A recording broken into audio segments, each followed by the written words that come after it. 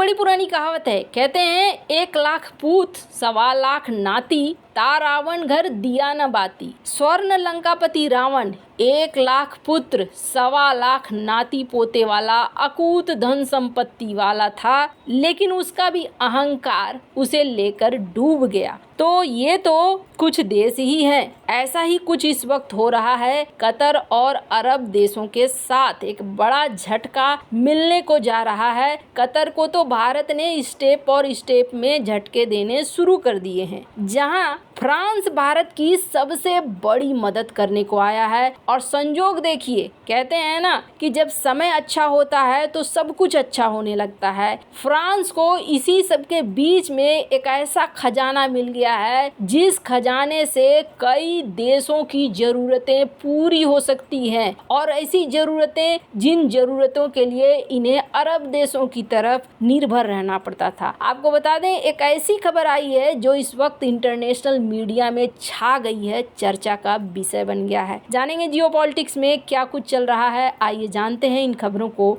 विस्तार से। इस वक्त अगर पूछा जाए कि दुनिया में सबसे बड़ा संकट किस चीज की वजह से आ रहा है, तो एक ही बात आएगी कि युद्ध हो रहा है, बाकी सारी चीजें हो रही हैं, तो तेल और गैस का दाम बढ़ रहा है। और इसका परिणाम ये हो रहा है कि बाकी चीजों का दाम ऑटोमेटिक बढ़ रहा है, क्योंकि ट्रेवल के लिए वाहन में तेल लग रहा है, बाकी सारी चीजों में तेल और गैस का प्रचुर इस्तेमाल हो रहा है। क्या हो अगर ये कहा जाए कि इतना तुम्हें गैस हमने फ्री में जमीन के नीचे दे दिया कि तुम इससे खुद ही नहीं कई सारे देशों को भी चला सकते हो। सुनकर एक बार आश्चर्य होगा, लेकिन ऐसा ही हुआ है। स्क्रीन पर आप आर्टिकल देखिए, चारों तरफ अभी यही खबरें हैं। CNN वर्ल्ड की ये रिपोर्ट देखिए, उसके बाद वियोन की इस रिपोर्ट को देखिए। ये ना एकदम से दुनिया को झकझोरने वाली खबर है। और सबसे बड़ी खास बात क्या है ना, ये है व्हाइट हाइड्रोजन। हुआ ये कि फ्रांस के 2 वैज्ञानिक ढूंढने निकले थे कोयला, मीथेन वगैरह,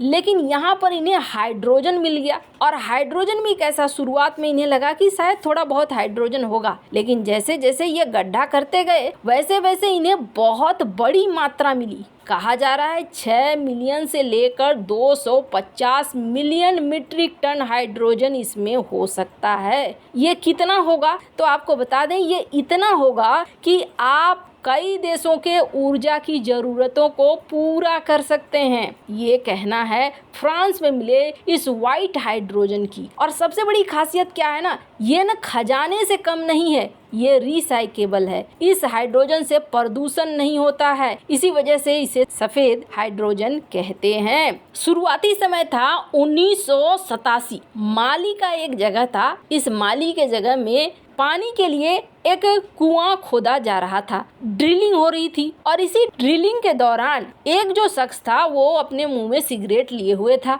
और वो सिगरेट जल नहीं रहा था, पर अचानक से कुछ धुआं सा निकलने लगा उस ड्रिलिंग वाले जगह से, और उसके सिगरेट में आग लग गई। जिसके बाद कहा जा रहा है कि वैज्ञानिक पहुंचे, स्क्रीन पर आप आर्टिकल देख सकते हैं, और वैज्ञानिकों ने कहा कि ये ज्वलनशील पदार्थ है हाइड्रोजन। तब हुई हाइड्रोजन की खोज। अब ये जो हाइड्रोजन बनते हैं ना, ये क्या होता है, पानी और जो पत्थर, इन दोनों के रिएक्शन से ये बनते हैं। और पत्थर भी कैसे, हर कोई पत्थर नहीं, उन पत्थरों में भी एक खास खनिज की जरूरत होती है, आयरन रिच मिनरल्स की जरूरत होती है, जिसकी वजह से प्रतिक्रिया होती है और ये हाइड्रोजन बनते हैं। कई जगह पे स्क्रीन पर जियो साइंटिस्ट की इस रिपोर्ट को देख सकते हैं। इस तरीके से पानी के नीचे हाइड्रोजन मिले हैं, और जिसकी वजह से पानी गर्म हो जाता है। ये हाइड्रोजन बहुत ज्यादा कीमती है। और सबसे अच्छी बात भारत के लिए क्या है कि भारत के सबसे बढ़िया वाले दोस्त के पास ये मिली है,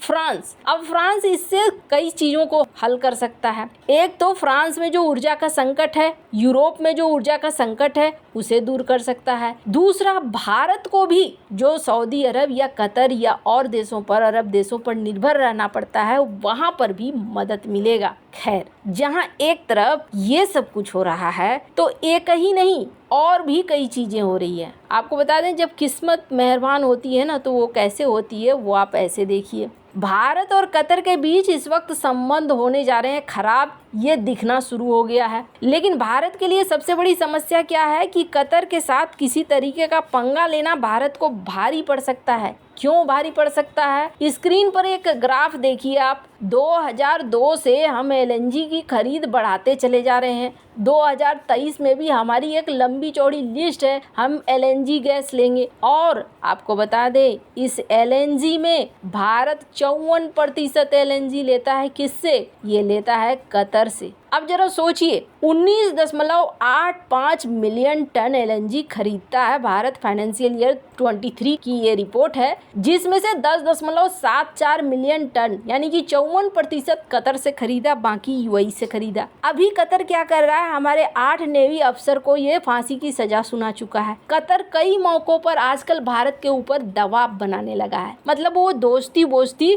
तेल लेने चली गई है। तो जब दोस्ती बोस्ती तेल लेने के लिए चली गई है, तो भारत भी अब कतर को गैस लेने के लिए भेज रहा है। कुछ ऐसा ही इस वक्त सीन बन रहा है। स्क्रीन पर एक आर्टिकल देखिए। भारत और कतर के बीच में रिन्यू होने वाला था एलएनजी की एक डील, और इस डील को भारत ने रिन्यू करने से मना कर दिया है, रोक दिया है। इंडिया पेट्रोनेट अब कोई एडिशनल कतर के साथ डील रिन्यूअल नहीं कर रहा है। कतर के साथ हालांकि ये समस्याएं दुनिया भर में आएंगी। जिस तरीके से कतर की स्थिति हो रही है, स्क्रीन पर आप आर्टिकल देखिए। जियोपॉलिटिकल तरीके से इस वक्त जो कुछ हो रहा है, इसका असर कतर पर भी पड़ेगा। पर जहां तक भारत की बात थी, भारत ने एक स्टेप चला, अब बारी हुई दूसरे स्टेप की। तो कतर जो ये छोटा सा देश है, इस छोटे से देश की सबसे बड़ी ताकत है इसका तेल और गैस। यही वजह है कि कतर एक तरीके से अभी भी देखेंगे, हिंदुस्तान टाइम्स की इस रिपोर्ट को देखिए, एक बड़ा खतरनाक बैलेंस और गेम खेल रहा है कतर मिडिल ईस्ट में, जहां एक तरफ वो हमास से भी रिश्ते रख रहा है और एक